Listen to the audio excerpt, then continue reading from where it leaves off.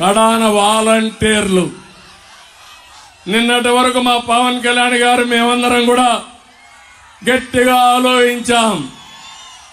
ఎందుకంటే జగన్మోహన్ రెడ్డి ఆలోచించాడు వాలంటీర్స్ని పెట్టి రాజకీయం చేయాలని. మేమందరం ఒకటే చెప్పాం, వాలంటీర్లు మీరు రాజకీయం చేయొద్దండి, ప్రజలకు సేవ చేయండి, మీకు మేము అండగా ఉంటాం, మీరు రాజకీయం చేస్తే వదిలిపెట్టమని చెప్పాం. అందుకే వాళ్ళకు కూడా ఒక ప్యాకేజ్ ఇచ్చాము. నిన్న వాలంటీర్స్ 5,000 రూపాయల జీతం 10,000 రూపాయలు చేశామని ఈ సభ సందర్భంగా మీకు తెలియజేస్తున్నా. అంటే 5,000 కావాలన్నా 10,000 కావాలన్నా ఒక విషయం అయితే, రెండోది ఎంఏ చేశారు, అదే మరి ఇంజనీరింగ్ చేశారు, చాలా మంది సమర్థులు కూడా చదువుకొని ఊర్లో ఉద్యోగం ఉందని ఈ 5,000కే ఫిక్స్ అయ్యే పరిస్థితి వచ్చారు.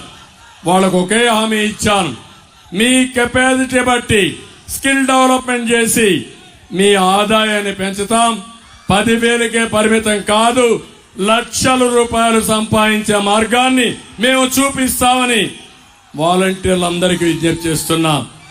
వాలంటీర్కు ఒకటే కోరుతున్నా, నిన్నటి నుంచి వైసీపీ సైన్యం వాలంటీర్లు అనుకున్నారు, ఇప్పుడు వాలంటీర్లు పూర్తిగా ఎన్డీఏకి సపోర్ట్ చేసే పరిస్థితికి వచ్చారు, లేకపోతే తటస్థంగా ఉండే పరిస్థితికి వచ్చారు.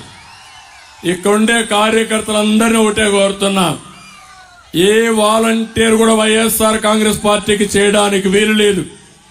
ప్రజా సేవ చేయమనండి, మనం అండగా ఉంటాం. రాష్ట్రం కోసం పనిచేయమనండి, మనం సహకరిస్తాం. రాజకీయం చేస్తే, వైసీపీకి పనిచేస్తే మాత్రం ఎవరిని వదిలిపెట్టాం, అది మంచిది కాదు.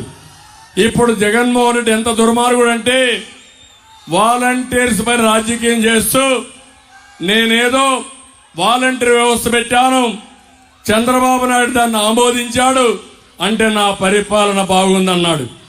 జగన్మోహన్ రెడ్డి, నీ మారిగా విధ్వంసం నేను చెయ్యను.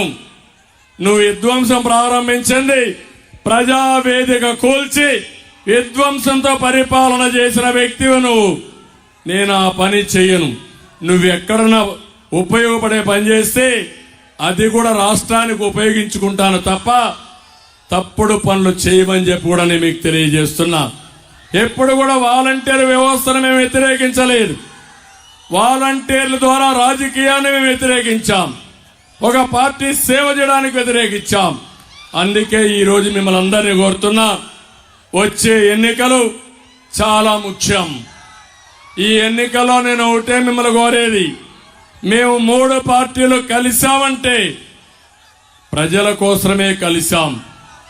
ఈ రాష్ట్రంలో ప్రజలు గెలవాలి, రాష్ట్రం నిలబడాలి, ఆ ధ్యేయంతో మేము కలిశాం. ఈ రోజు నిడదవోలు చూశాం. మొదటి రోజు మా ఇద్దరి యొక్క రోడ్ షో, ఒక రోడ్ షోకే అదిరిపోయింది.